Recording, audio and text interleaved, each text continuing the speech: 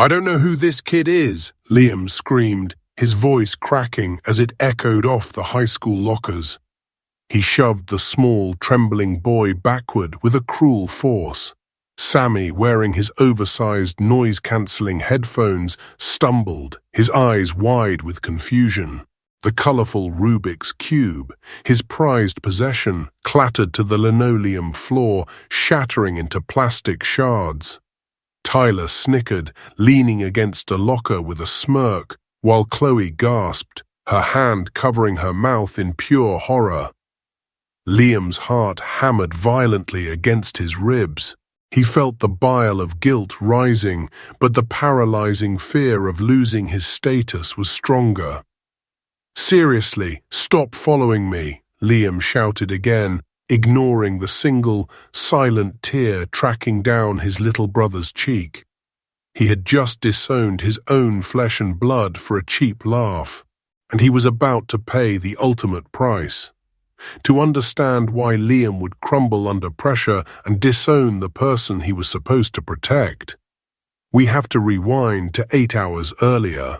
The morning sunlight hit the Vance living room, illuminating a chaotic scene that was worlds apart from the cool persona Liam projected at school. Mrs. Vance, looking exhausted in her nurse's scrubs, was frantically packing a lunchbox. "Liam, please, I'm pulling a double shift at the hospital. I need you to watch Sammy after practice." Liam froze, his hand halfway to grabbing his varsity jacket, his armor against the world. To the students at Suburban High, Liam was the rising basketball star, the guy who finally cracked Tyler's exclusive inner circle. But here, inside these modest walls, he was just a stressed-out teenager, filling shoes way too big for him since his dad left. Sitting on the worn-out rug was Sammy, 10 years old, lost in the beautiful, silent logic of his Rubik's Cube. Click, twist, turn. He didn't speak, but his eyes, wide and trusting, followed Liam's movements. Sammy reached out, offering a perfectly solved red side of the cube to his big brother, a silent gesture of pure adoration. Liam smiled softly, ruffling Sammy's hair. He did love him, but he loved the idea of his new reputation too. "Mom, I can't today," Liam pleaded, his voice dropping to a desperate whisper so Sammy wouldn't hear the rejection in his tone. "Tyler invited me to the courts. Chloe is going to be there. This is my chance to finally fit in. I can't bring him." He gestured vaguely at Sammy, guilt immediately piercing his gut. Mrs. Vance sighed, wiping a stray hair from her forehead. "Liam, family comes first. Not popularity, not Tyler. Sammy looks up to you. Just keep him on the bleachers with his headphones. He won't bother anyone." Liam clenched his jaw. He pictured Tyler's arrogant sneer and Chloe's expectant gaze. Bringing his non-verbal, stimming little brother to the coolest hangout of the year felt like social suicide. But looking at his mum's tired eyes, he knew he had no choice. "Fine," he snapped, grabbing his bag, "but he stays out of sight." Liam walked out the door, convincing himself he could keep his two worlds separate. He had no idea that by the end of the day, those worlds would collide, and his desperate need for approval would force him to make the worst decision of his life. The walk to the basketball courts felt like a march to the gallows, every step heavy with a suffocating mixture of dread and adrenaline. Liam walked 10 paces ahead, his varsity jacket zipped up to his chin, despite the afternoon heat, a physical barrier against the reality trailing behind him. He kept glancing over his shoulder, his eyes darting nervously. Sammy was skipping along the pavement, blissfully unaware of his brother's internal war, humming a low, vibrating tone that resonated in his chest. A happy sound, but to Liam it sounded like a siren announcing social death. "Okay, stop," Liam hissed, spinning around as they reached the heavy metal doors of the gymnasium. He cornered Sammy near the entrance in the shadows of the vending machines. The gym inside was booming with the echo of sneakers squeaking and the rhythmic thud of basketballs. "Sammy, listen to me. I need you to go into invisible mode. You know how we play spies. You sit on the far end of the bleachers, you put your headphones on, and you do not, under any circumstances, take them off. You solve the cube. You don't look at anyone. You don't talk to anyone. Understand?" Sammy blinked, his head tilting to the side like a curious bird. He didn't make eye contact, his gaze fixated on the zipper of Liam's jacket, but he nodded once, solemn and slow. He tapped his headphones, then his cube. "Good," Liam exhaled, though the knot in his stomach tightened. "Stay hidden." Liam watched his little brother shuffle toward the darkest corner of the bleachers, effectively blending into the shadows. Only then did Liam put on his mask. He rolled his shoulders back, adjusted his hair in the reflection of the trophy case, and pushed through the double doors, transforming from a terrified caregiver into the confident point guard suburban high adored. "Look who finally decided to grace us with his presence." Tyler's voice cut through the air, dripping with that confusing blend of camaraderie and menace. Tyler was at the top of the key, spinning a basketball on his index finger with effortless arrogance. He looked like a king in his court, surrounded by lesser subjects. Sitting on the sidelines, looking effortlessly stunning in a denim jacket, was Chloe. She looked up from her phone and smiled, a genuine warm smile that made Liam's knees feel like jelly. "Traffic was a nightmare," Liam lied smoothly, jogging onto the court. He high-fived Tyler, the slap of skin on skin echoing loudly. "Whatever, man. Just glad you're here." "We need a fourth for 2-on-2, Tyler said, tossing the ball hard at Liam's chest. Liam caught it, the sting on his palms grounding him. For 20 minutes, everything was perfect. It was a fragile, terrifying perfection.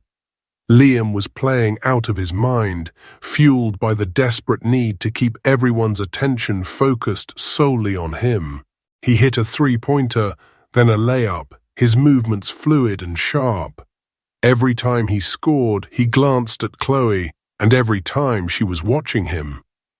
He felt high on the approval, drunk on the acceptance. He almost forgot about the little boy in the shadows. Almost. During a break in play, silence settled over the court as Tyler wiped sweat from his forehead.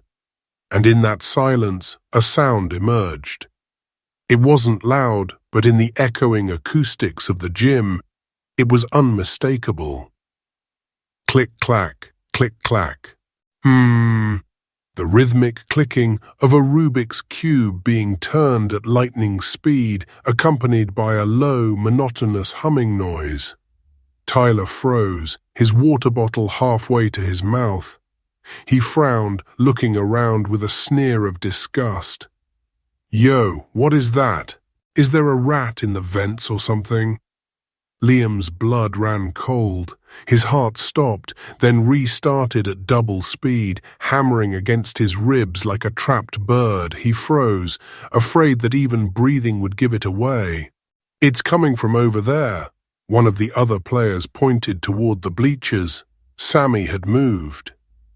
Entranced by the patterns of light filtering through the high windows, he had wandered down from the top row to the bottom bench, directly in the line of sight. He was rocking back and forth, furiously solving the cube, lost in his world of colors and algorithms. Tyler squinted, walking closer. "What the? Is that a kid? Yo, keep it down over there." Sammy didn't hear him. The noise-cancelling headphones were doing their job perfectly. He kept rocking. Click, clack. Tyler's ego, fragile as glass, couldn't handle being ignored. He marched over, his stride aggressive. Liam stood paralyzed near the three-point line, his feet feeling like they were encased in concrete. Do something, his conscience screamed. Save him. But his fear whispered louder. Don't blow your cover, don't let them know he's yours. Hey, Space Cadet, Tyler barked, now standing directly in front of Sammy. Sammy finally looked up. Seeing a person looming over him, his instinct wasn't fear, it was connection. He smiled a wide, innocent, toothy grin.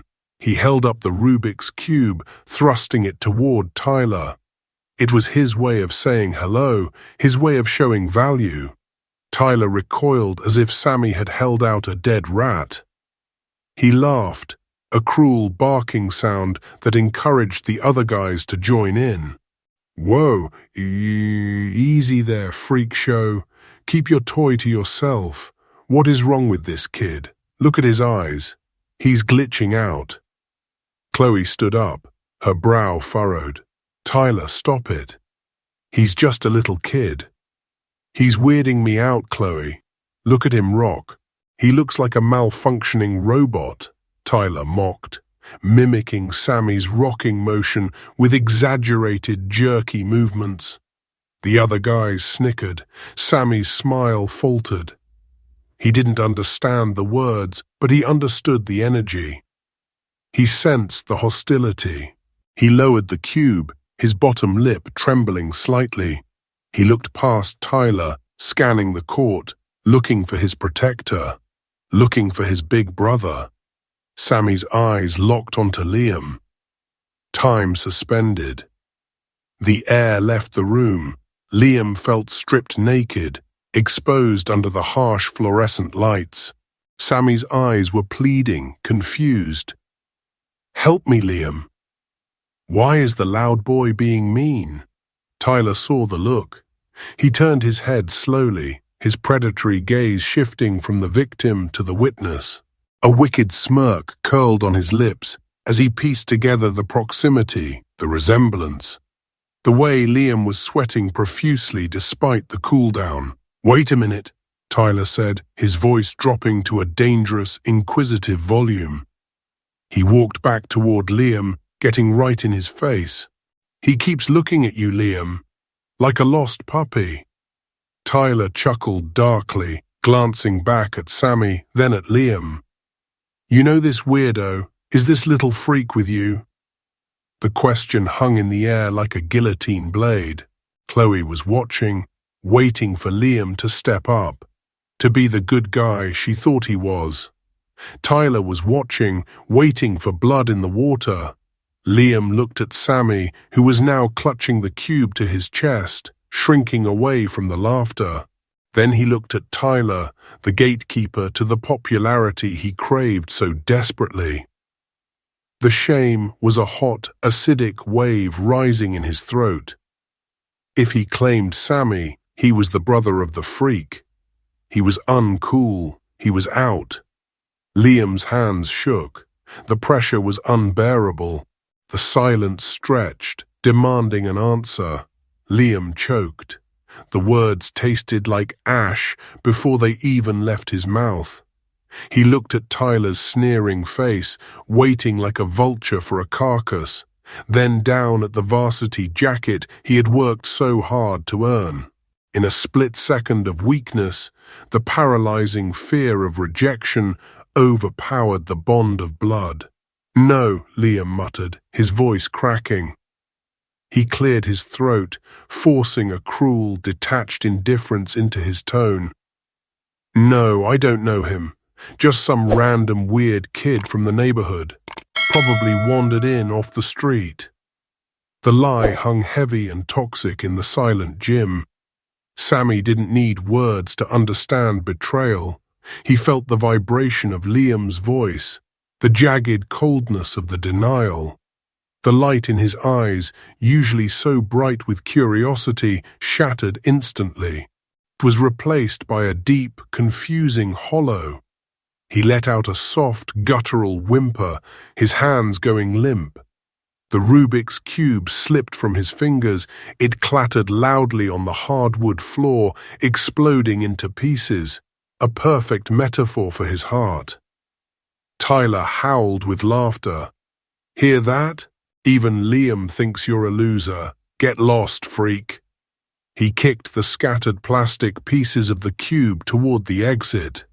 Sammy flinched violently. Tears welled up behind his thick glasses. He didn't look at Liam again. He just turned around, his small shoulders hunched in absolute defeat, and ran. He sprinted out of the gym doors, straight into the darkening evening, abandoning his safety headphones on the bench. "Sammy, wait." Liam instinctively took a step, but stopped. It was too late. He turned back, expecting approval from the guys. Instead, he found a suffocating silence. Chloe was staring at him, but her expression wasn't admiration. It was pure, unadulterated disgust. She walked right up to his face, her eyes stinging with angry tears. "You liar," she whispered, her voice trembling with intensity. "I volunteer at the center, Liam. I saw you drop him off last week. You know he's your brother." Liam's stomach dropped through the floor. The room spun. "Chloe, listen, Save it," she snapped, backing away as if he were contagious. "Tyler is a jerk, Liam, but at least he's honest about it. You're just a coward. You denied your own brother for this." She gestured vaguely at the smirking bullies. "Congratulations, you're cool now, and you are completely alone." She stormed out, the heavy metal doors slamming behind her with a finality that echoed in Liam's bones. He stood center court, surrounded by his friends, feeling a desolate emptiness he had never known. He had sold his soul, and the price was worthless. The heavy thud of the metal doors was still vibrating in the floorboards when Tyler broke the silence. He didn't look ashamed. He didn't look remorseful. He looked victorious. He walked over to Liam, clapping a heavy hand on his shoulder and shaking him slightly, as if congratulating him on a game-winning shot.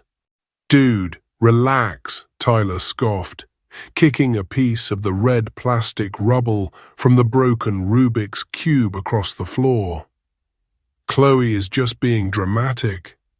Girls get emotional like that. You did the right thing, bro. We're varsity, Liam. We're the kings of this school. We don't drag around baggage like that." He gestured vaguely at the empty spot where Sammy had stood, trembling just moments ago. "Trust me, by Monday everyone will forget that little weirdo even existed." "Is that so?" The voice boomed from the shadows of the bleacher tunnel, deep and resonating like a thunderclap. The temperature in the gym seemed to drop 10 degrees. Coach Reynolds stepped into the light. Usually the coach was a man of high energy and whistles, but now he was terrifyingly still. His face was a mask of granite, and in his hand he held something that made Liam's heart stop. Sammy's noise-cancelling headphones. Tyler, unable to read the room through the fog of his own ego, flashed his signature charm smile. "Hey, coach, just clearing the court. Had some random kid interrupting practice. Liam handled it, though. We're focused on the game." Coach Reynolds didn't blink. He walked slowly toward them, his footsteps echoing like a judge's gavel against the hard wood. He stopped inches from Tyler, towering over him. "I've been standing in that tunnel for 5 minutes, Tyler. I heard every word." Tyler's smile faltered, twitching nervously at the corners. "Coach, come on, it was just—" "Quiet," Reynolds commanded. His voice was barely a whisper, yet it possessed enough force to silence the entire gymnasium. He looked down at the headphones in his hand, then up at Tyler with eyes full of cold, controlled fury. "You think wearing this jersey makes you a king? You think scoring points gives you the right to stomp on people who are different?" "It was just a joke, coach," Tyler stammered, looking around for support, but the other teammates were suddenly very interested in their sneakers. "He's just some kid." "That kid," Coach Reynolds said, his voice trembling with suppressed rage, "was navigating a world that terrifies him. He was brave, braver than you will ever be." The coach took a step closer, invading Tyler's personal space. "You want to know a secret, Tyler? My youngest daughter is on the spectrum. She spends every day trying to fit into a world filled with cruel, small-minded bullies like you." The color drained from Tyler's face. The twist hit him like a physical blow. The air of invincibility he wore like armor evaporated instantly. "I don't tolerate cruelty on my court," Reynolds spat, pointing a shaking finger at the exit. "You're off the team, Tyler. Permanently. Go clean out your locker. If I see you near this gym again, I'm calling the superintendent." "You can't do that," Tyler shrieked, his voice cracking, stripping away his cool facade completely. "I'm the leading scorer. You need me for the playoffs." "I need men of character," Reynolds barked, his voice echoing off the rafters. "Not cowards. Get out." Tyler stood there, mouth agape, stripped of his status in mere seconds. He looked at Liam, desperate for backup, but Liam was staring at the floor, paralyzed by the scene. With a strangled noise of frustration, Tyler grabbed his bag and stormed out, humiliated, passing the very spot where he had made Sammy cry. The silence returned, heavier this time. Coach Reynolds turned slowly to Liam. He didn't yell, he didn't scream. He just looked at Liam with a profound, crushing disappointment that hurt worse than any physical blow. He held out the headphones. "And you," the coach said softly, "Tyler is a bully, that's who he is. But you betrayed your own blood to impress a fool." He dropped the headphones into Liam's trembling hands. "Your brother ran out there without these. It's getting dark, Liam. And those streets are loud." The reality crashed into Liam. Sammy, alone, panic, cold and sharp, finally pierced his vanity.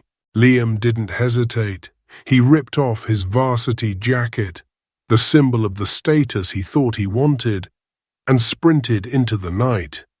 The city was a chaotic beast of noise, honking horns, wailing sirens, and construction drills. It was Sammy's worst nightmare. Liam found him curled in a shivering ball behind the school dumpsters, hands clamped violently over his ears, tears tracking through dirt on his cheeks. "Sammy," Liam choked out, sliding to his knees on the wet pavement. He gently placed the headphones over his brother's ears.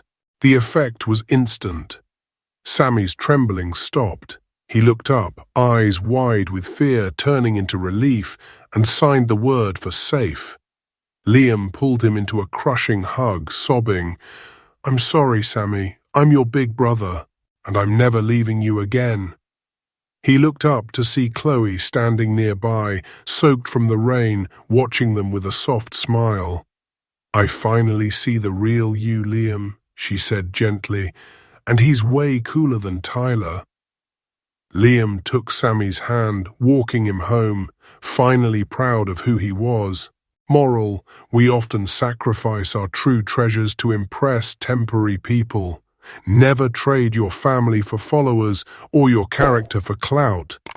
Real strength isn't about how popular you are. It's about who you protect when no one is watching. Be real, not perfect.